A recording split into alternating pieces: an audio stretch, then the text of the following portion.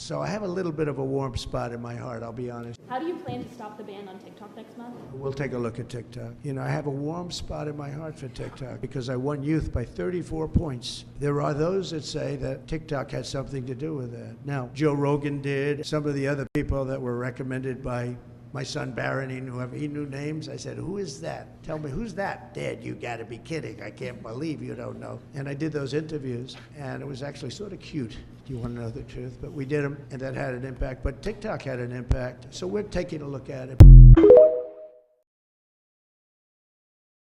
Jeff Bezos came, Bill Gates came, Mark Zuckerberg came. Many of them came numerous times. The bankers have all come. Everybody's coming. For all of those that want to save TikTok in America, vote for Trump. The other side's closing it up.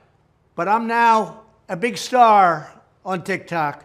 We even have TikTok Jack, and we're setting records.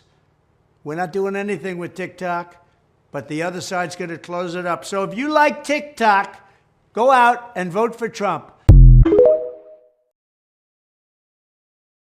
In the end, TikTok is Trump's deal. He's not giving it to anybody else. It's his deal. He's going to use it for all kinds of leverage. I get it. It's a negotiating tool against China. I get it. But he is the consummate deal maker. He's not going to let this drift into someone else's hands. That's my personal take. I asked him myself just 24 hours ago, are you going to support bringing this thing and keeping it alive? Because I got a lot of businesses running on it, and he will. Let's see what happens next. Today, the Supreme Court heard arguments about the future of TikTok. Attorneys for TikTok say that the law that's going to kick in that either bans the app in the United States or forces the parent company, ByteDance, which is a Chinese firm, to sell it is unconstitutional. They argue that users, 150 million of whom are American, by the way, have First Amendment rights that will be violated if TikTok is ultimately banned here in the U.S. And a separate attorney argued that TikTok users in the U.S. can't just jump to another platform because their engagement is much less than it would be on TikTok. But the attorney representing the government says this is about national security.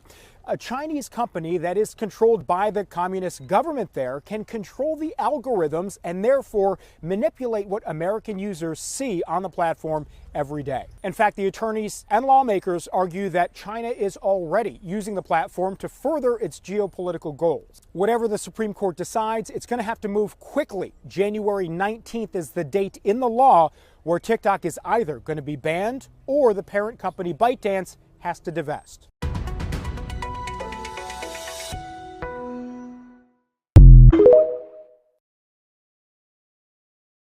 You want to own TikTok? I want Project Liberty to own TikTok. And yes, I'm connected to Project Liberty, but I want this to be, we call it the people's bid for a reason. And we want people, all of us in America, as many as possible, to have a stakehold in not only TikTok, but the future of the internet. We've engaged with ByteDance through our banker, and we have received acknowledgement that they've received our offer. How much are you and your partners willing to spend on TikTok? We're going to keep the terms of our offer confidential out of respect for them until they have a chance to digest it. However, I have been fairly public about what we think it's worth and the amount of money we've raised. And that's order of magnitude $20 billion. And so I think you can draw the conclusion as to what we're thinking about in terms of the value of U.S. TikTok, which is a small portion of ByteDance. And $20 billion is U.S. TikTok, your estimation. That's right, without the algorithm. There is no way the Chinese government lets anyone have that algorithm. I think they've been quite clear about that. They view that as national IP, and it's not going anywhere. Lots of people thought, well, why would I buy it without the algorithm, or nobody would buy it without the algorithm. I think what makes our bid unique is that we're offering to buy it without the intellectual property, without the algorithm. And I think that may be the key to unlock the door in order to get this app sold and a transaction to take place which will keep the app alive.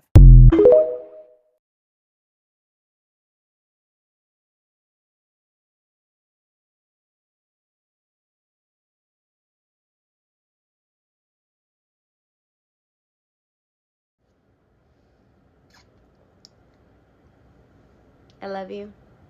Love you too.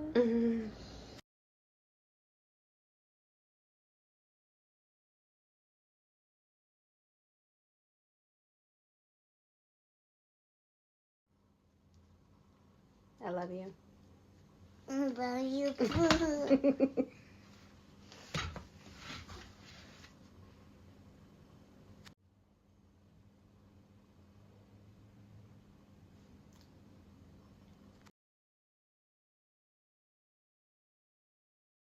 We cannot allow this to happen. As the January 19th deadline approaches, TikTok creators and users across the nation are understandably alarmed. They are uncertain about the future of the platform, their accounts, and the vibrant online communities they have cultivated. Make no mistake, these communities cannot be replicated on another app. Creators and small businesses cannot rebuild their audiences overnight. And many have stated that thanks to TikTok's unique culture, it is impossible to develop a similar following on another platform. I will soon introduce the Extend the TikTok Deadline Act to extend the deadline by which ByteDance must sell TikTok or face a ban, and it should be extended by an additional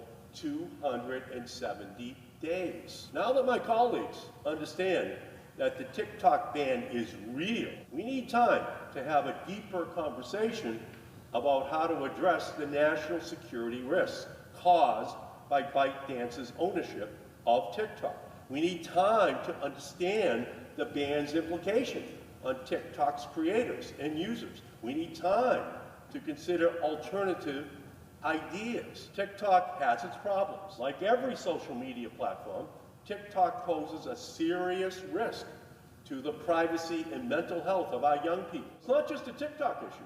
It's American companies that actually set the example for how young people in our country get abused. The TikTok ban would impose serious consequences on millions of Americans who depend upon the app for social connections and for their economic livelihood.